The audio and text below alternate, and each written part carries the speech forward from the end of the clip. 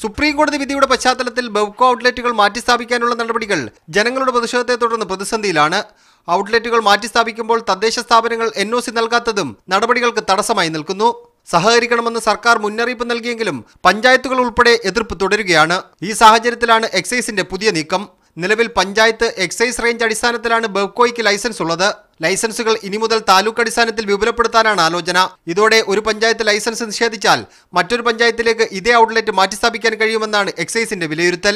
ഔട്ട്ലെറ്റുകൾ മാറ്റിസ്ഥാപിക്കുന്നതിന് ഇളവ് ലഭിക്കുന്ന കാര്യത്തിൽ സുപ്രീം കോടതി വിധി എതിരായാലാണ് പുതിയ നീക്കം നടപ്പാക്കുക.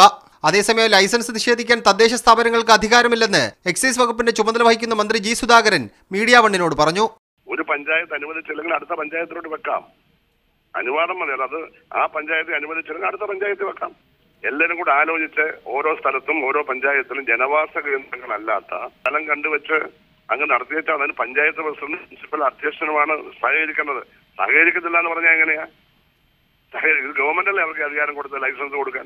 ഔട്ട്ലെറ്റുകൾക്ക് അനുമതി നിഷേധിക്കുന്ന തദ്ദേശ സ്ഥാപനങ്ങളുടെ ഭരണസമിതിക്കെതിരെ മന്ത്രി ജി സുധാകരൻ രംഗത്ത് വന്നിട്ടുണ്ട്.